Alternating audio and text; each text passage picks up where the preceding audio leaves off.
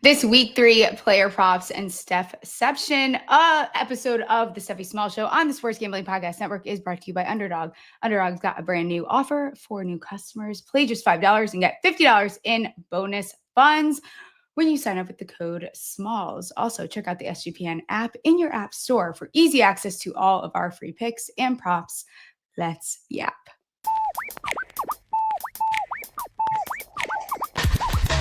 Stephie touch balls, betting it all on the power bottom false top drop the football. Like hopes they've been teasing, they're missing the fall season. ACL twisted, bank account freezing, but Smalls caught the shots like some Oracle reading. Leaderboard rising while the slot machine's ringing. She's slinging player stats like Nostradamus. $100 bills raining down upon us. I can't believe it's already week 3. If you can tell by my hair, I had a long day, but that's okay. We're starting at 7:30. We get East Coast Smalls tomorrow, which means we're doing the show on Wednesday.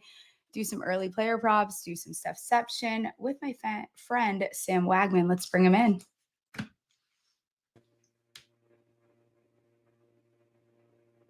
Hi, Sam. Hey. Hi, Steph. You always look like you're in jail right now. Okay, do you feel okay? How you doing? I feel great. I moved back to my old studio for this show because I can't stand the lighting. I can't stand the lighting in my apartment. So let's talk week 3. This is a great week to week 3. Your lighting looks great right now. My lighting is incredible here. I wish I could still live here full time, but unfortunately, things always don't work out that way. Unfortunately, we are a grown adult and we need to not live in our parents' house. That's what it is. Yeah. Straight up. It is what it is. But it's nice to use a free studio. Very nice to use a free studio. It is nice.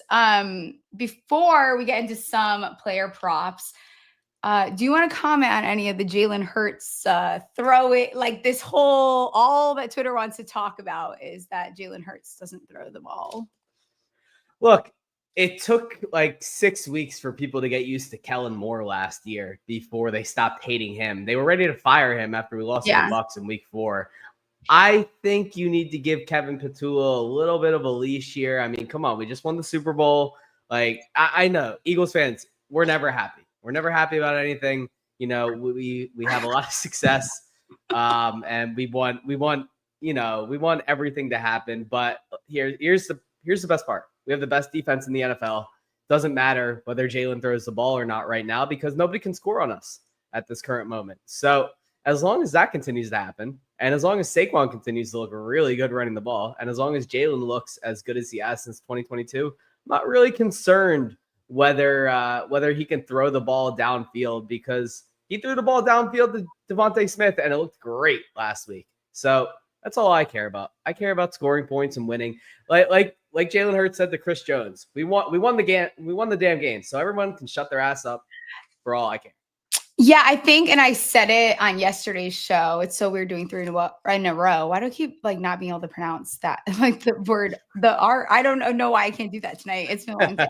I think that the Eagles don't need to throw the ball right now. I think that 100%. They're winning games. So if they need to throw the ball, they'll throw the ball, and they're not because they don't. It's kind of where it's at. We'll see. Exactly. Like this country was built on a phrase that everyone should know. The damn ball. This country was built on a not that I'm hyping up the fucking Eagles. That everyone needs to follow. That is all that matters. If you run the damn ball, you can win football games. And the Eagles, nobody does that better than the Eagles right now. All right. Why don't you give me your first prop here? Let's talk about week 3. Couple that I liked, couple I'm waiting to see some lines on. But give me one of your favorite props going into week 3. There's some good games on this slate. There really are. Shout out all of the sports books for being especially heinous, committing a federal crime by not having more than half of the market is not out, and we are less than 24 hours away from Thursday night football. So great job, guys. You're doing great. I'm gonna start out with my favorite bet of the slate, which is Kyle Pitts. Over. No, you motherfucker. This is why I don't get to go first. Okay, go ahead. Do the damn thing.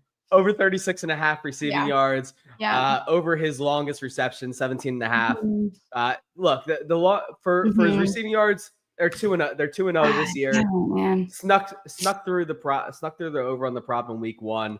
But Atlanta has a 21% target share to tight ends. Pitts has had 7 first read targets, which is tops in this offense so far through 2 games. And Carolina has given up 6 for 78 to Trey McBride, 2 for 45 to Elijah Higgins, and 4 for 59 to Brenton Strange in 2 weeks. And I think this can kind of be a game where we see these 2 divisional foes really go at each other and score some points in this game. So I think Kyle Pitts has been really involved.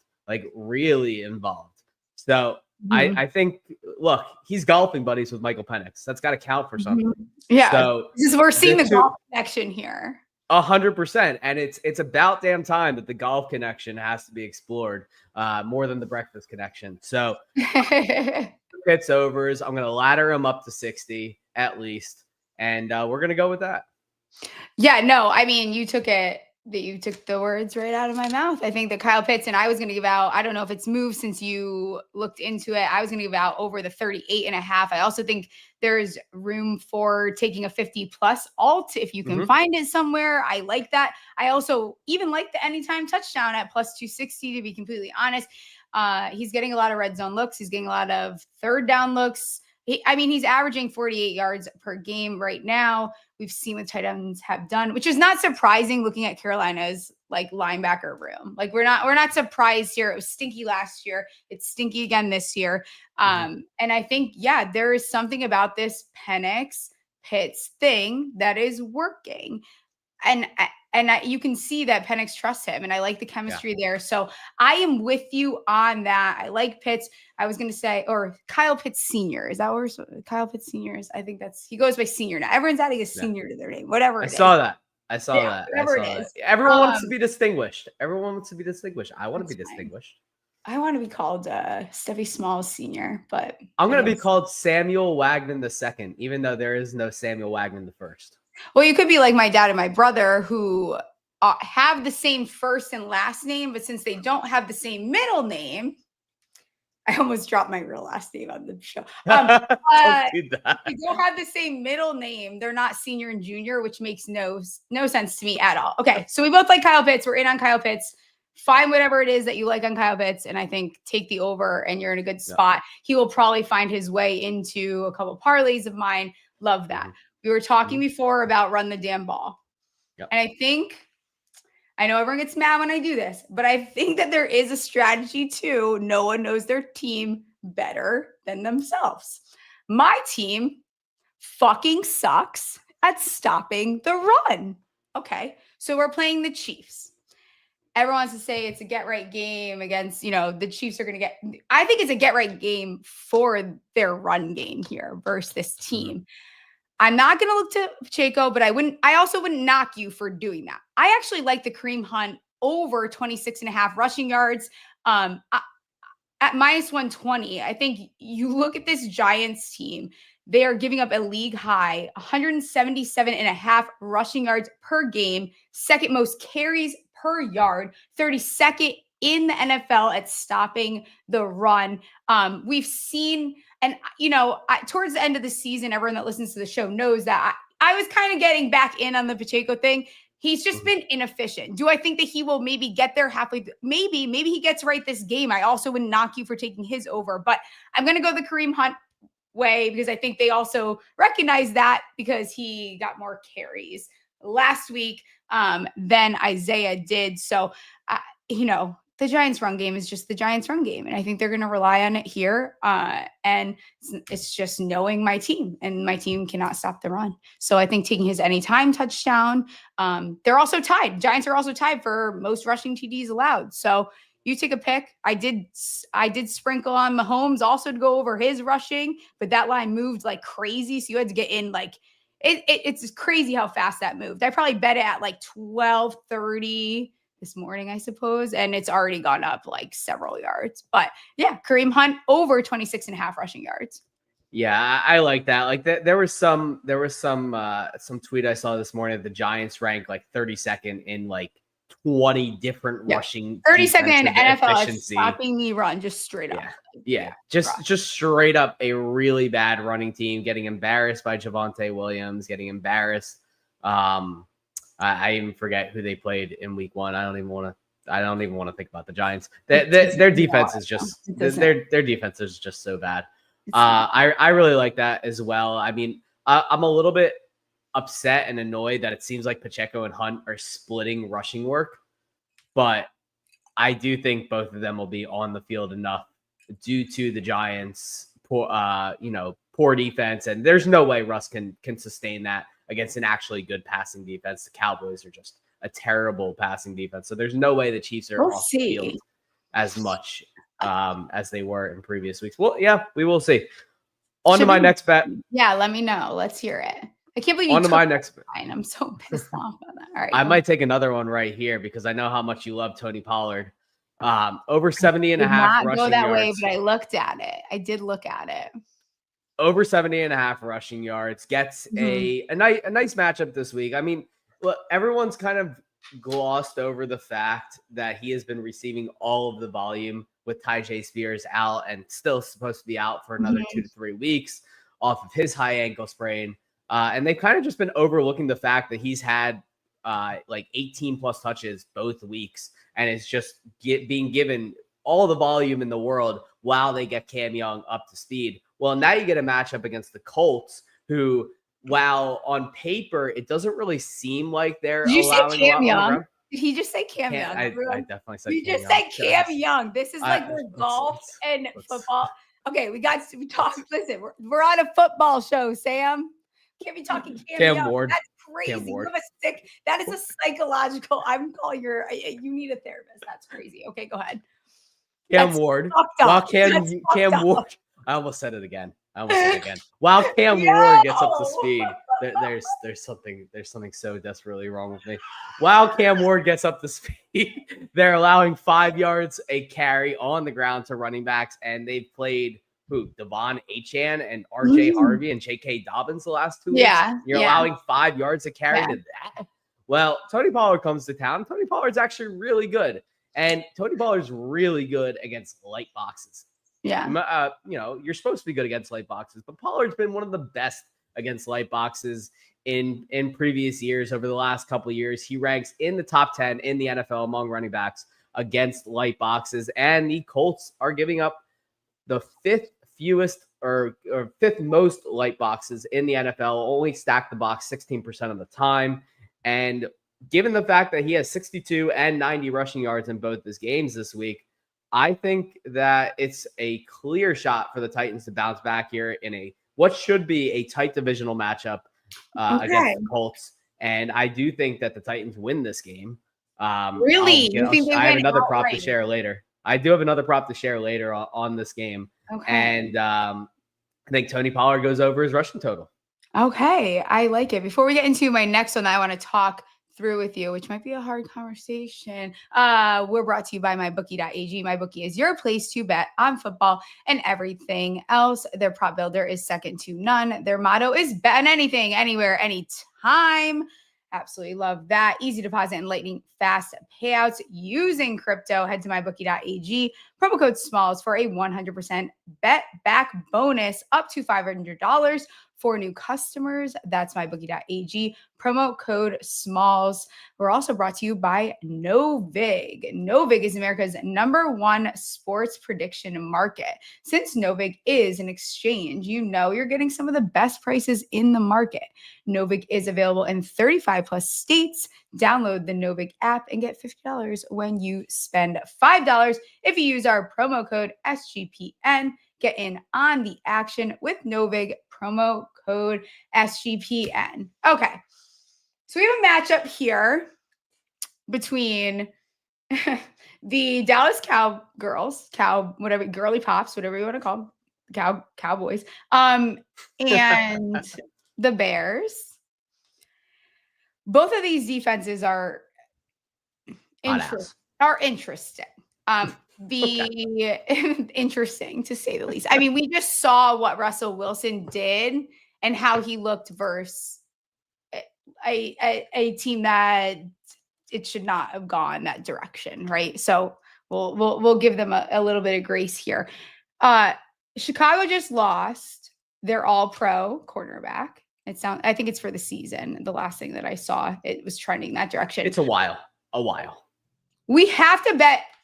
I don't like doing this. I cannot believe I'm doing. We have to bet something on Dak Prescott. I don't know what it is though. So his yards are set at 264.5. Okay. Passing TDs, you could do the over 1.5. It's like minus 140. His passing completions are at 23.5. I looked at his longest completion, but it was already up to like 37.5, which is like, I'd rather just go and take CDs. If you want to do it, just go to CDs and take that. Where do we go with this? Like Jared Goff last week, 330 plus yards.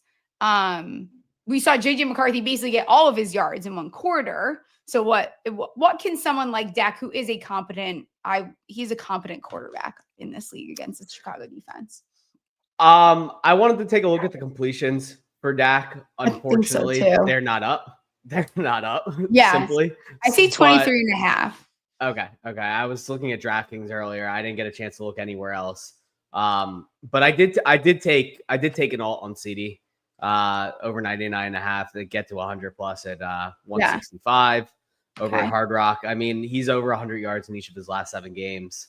And obviously, like we just said, the Bears got crushed by Amon-Ra and J-Mo, and they run so much man coverage. I don't know why they're still running man coverage with 2 of their top cornerbacks down, and now Jalen Johnson out, for the extended period of time. But they did, and Jared Goff just lit them up.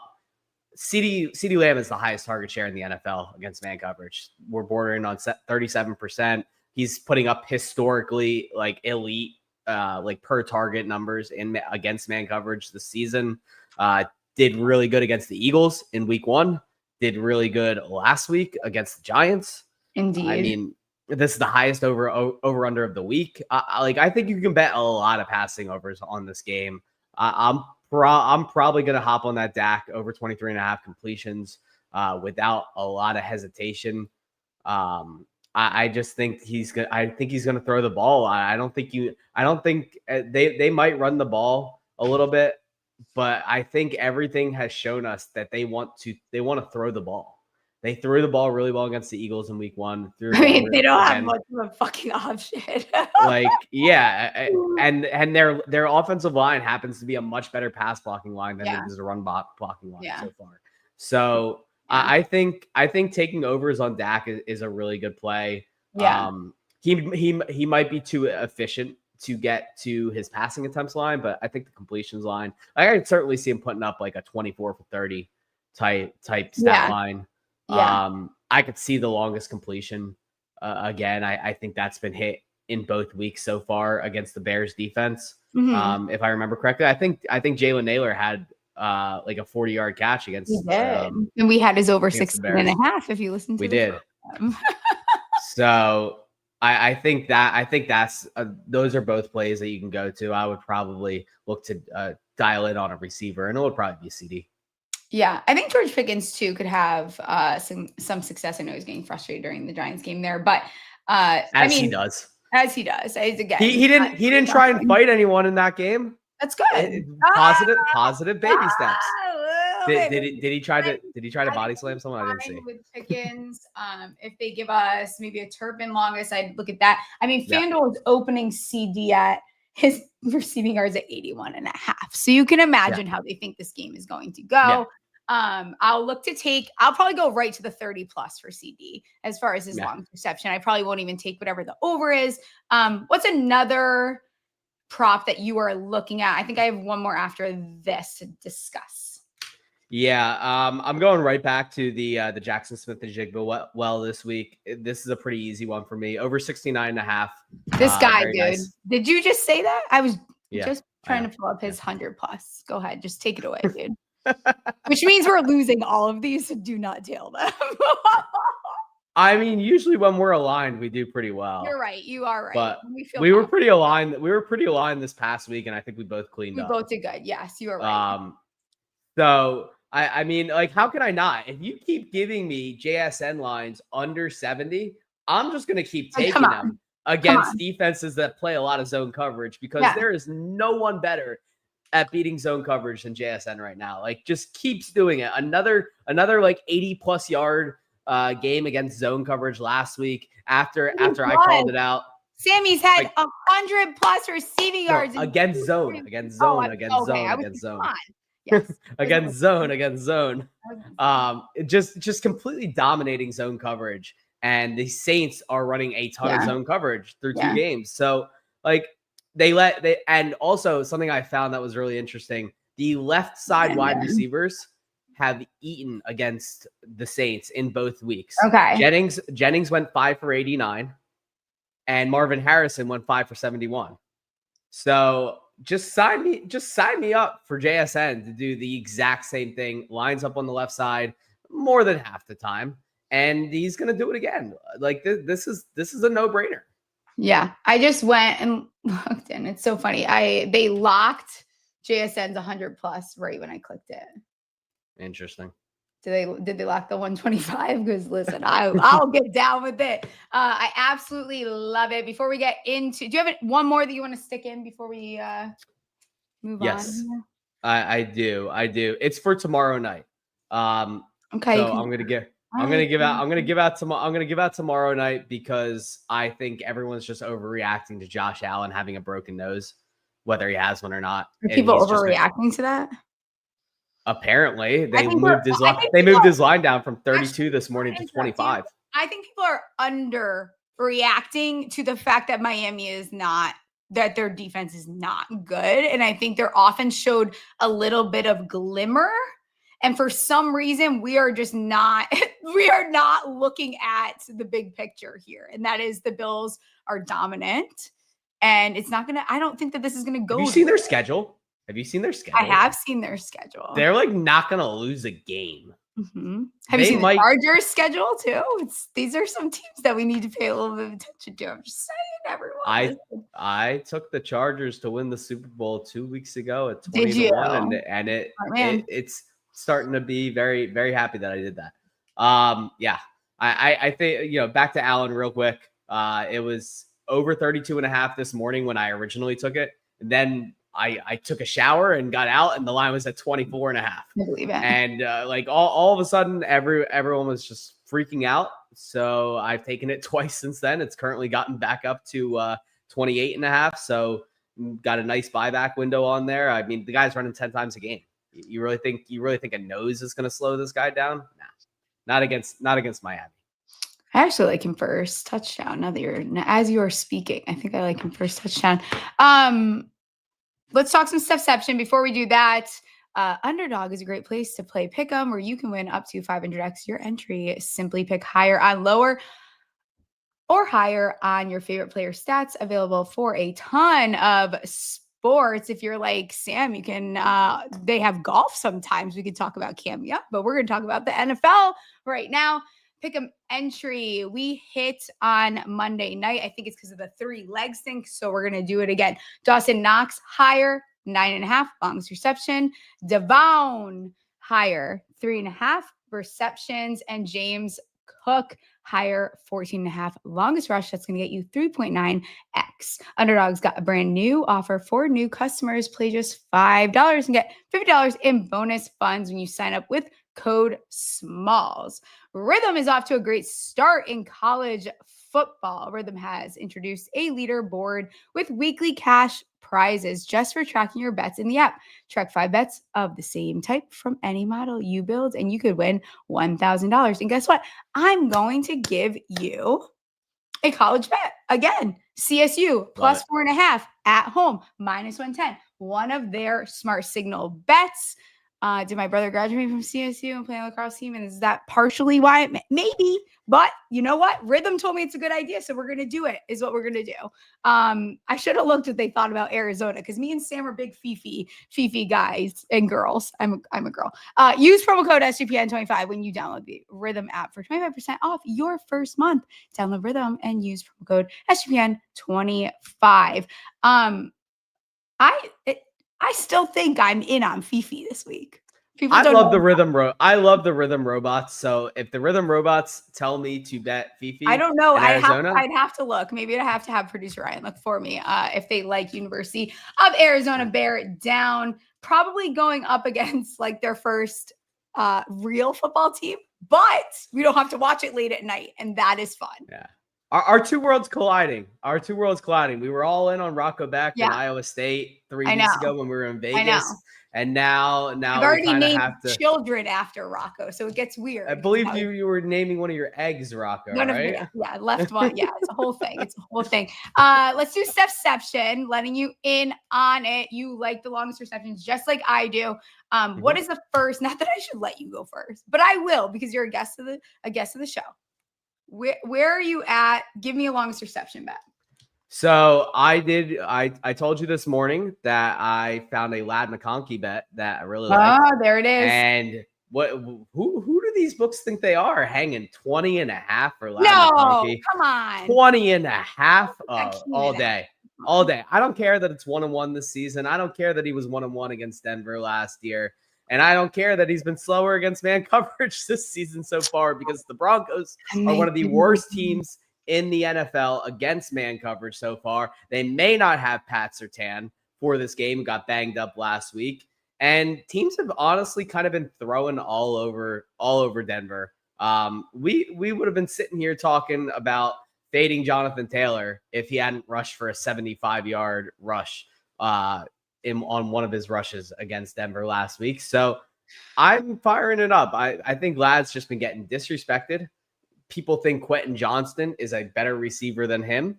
I think Lad's going to tell the world that he's back in this game here. Okay. He's going to have a couple 20+ chunks. And for anyone that's worried about the biceps injury that was just announced about an hour ago, he did not practice with a biceps injury. It's Wednesday. Lad McConkey's body is like basically broken. We don't call him the Lad Daddy for no reason. Okay. Yeah. The guy, it's a vet rest day. Yeah. I did just notice that Keenan Allen's is 18.5. We've hit his longest reception on this show 2 straight weeks. Let's do it again for a third. You mentioned Jonathan Taylor.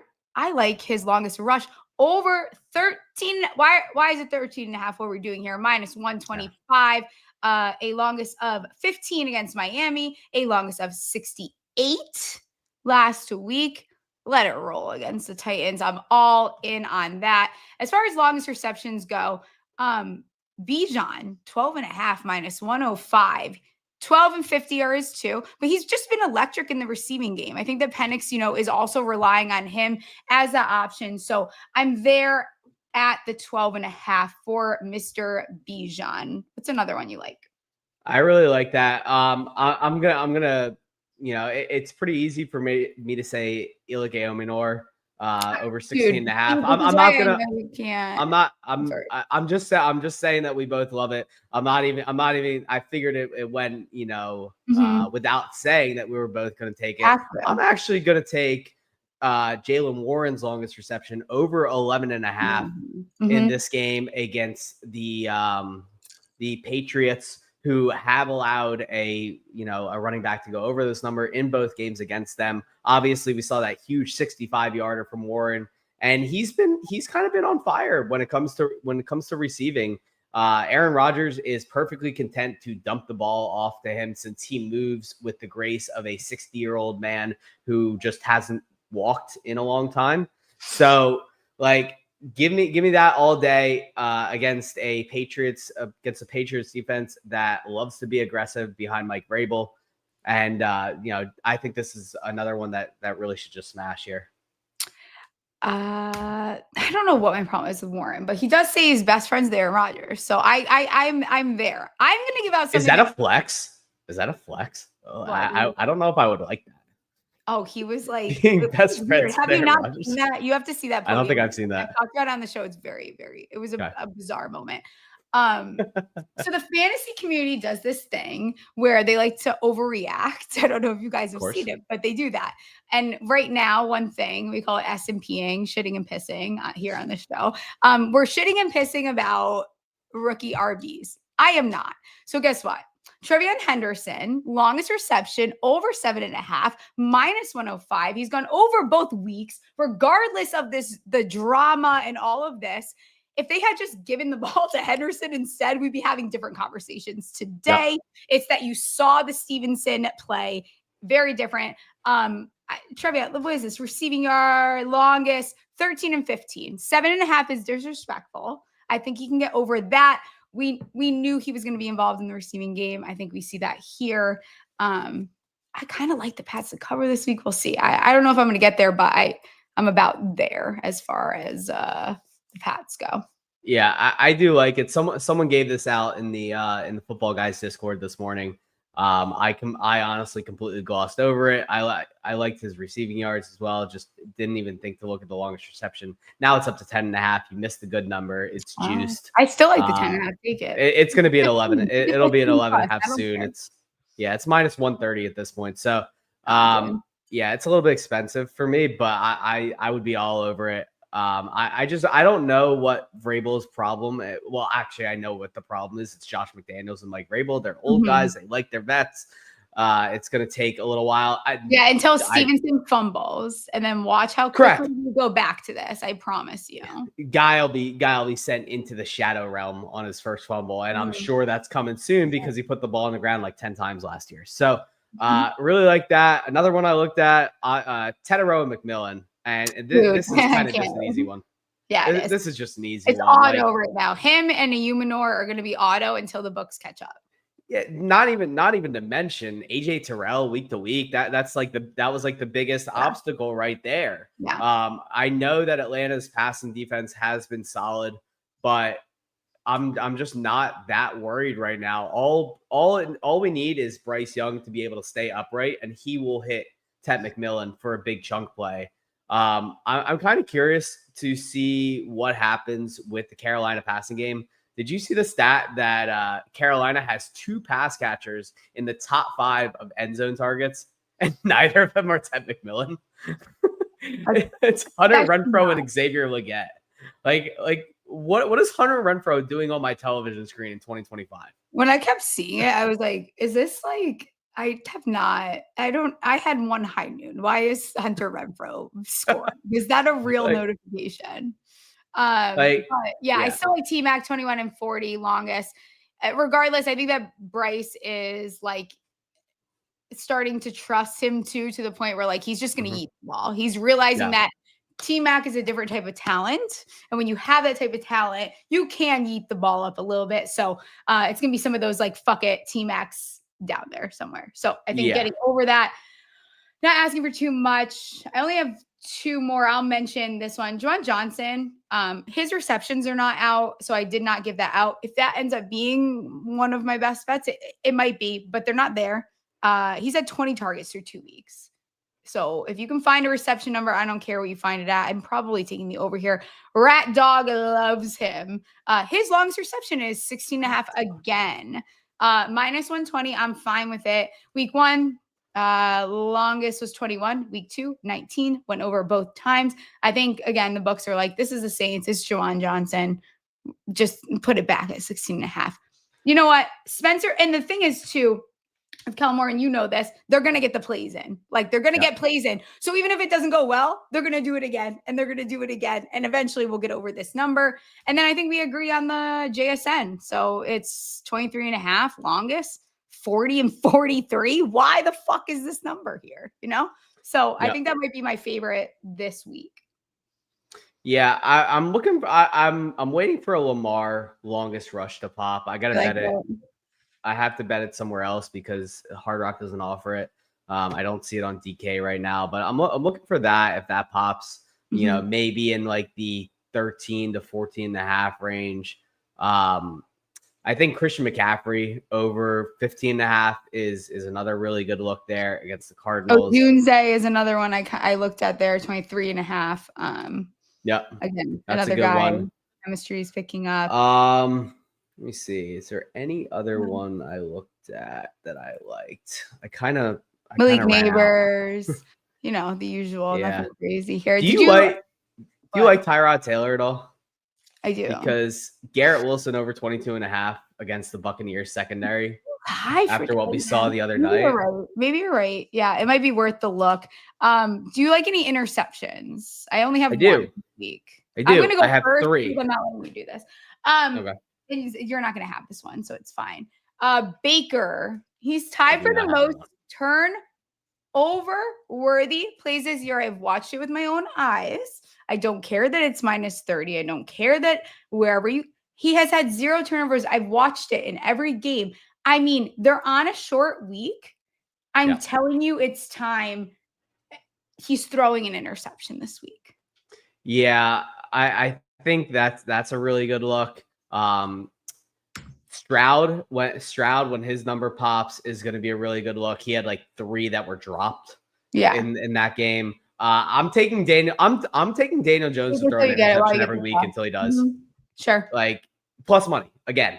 Like why are we doing this? Why are we still doing this? Titans picked off Bo Nix a few weeks ago twice. I just think at some point, like whatever voodoo magic Shane Steichen has employed to run a cohesive offense is going to run out because Daniel Jones just does dumb shit, more often than he should. Honestly, it's a lot of first read stuff. Almost all of it, because Anand was up sending me fucking Daniel Jones film at 6:03. It was the first. I'm not kidding you. First clip of film that I got from Anand this morning. Which I don't want to see it. Why are you sending me this? 6:03 a.m. Fine God. That's too early for me to be watching tape. I appreciate it. Tell people where they can find you. We're going to get out of here. I will be back on Monday. I will get triple D's out. I know we didn't do them on the show. We will both get our triple D's out. I will post that on to X, Twitter, whatever you call it. Producer Ryan and I will finalize our picks. I will also put those up like I did last week. But let the people know where they can find you on Twitter, and we will get out of here. Absolutely. You guys can find me on Twitter at Swagman95. Yapping and yelling about everything fantasy football, sports betting. Talking about Cam Young. For football guys. Yeah, talking about Cam Young, though. I will not mention Cam Young until the Ryder Cup in a couple weeks, thankfully. So, though, I can't believe there's something wrong with me. There's something so seriously wrong with me. Cam Young, a lot of points going to be scored for the Ryder Cup. And for the Titans, apparently. Okay. Get me out of here. Get me out of here. God bless. All right. I will see you guys on Monday. Let's go Giants. Stephie Smalls Show, sports gambling. Play some bets on winners and catastrophe. If you want to know where to put the money, Monday, Tuesday, Thursday is the place to be.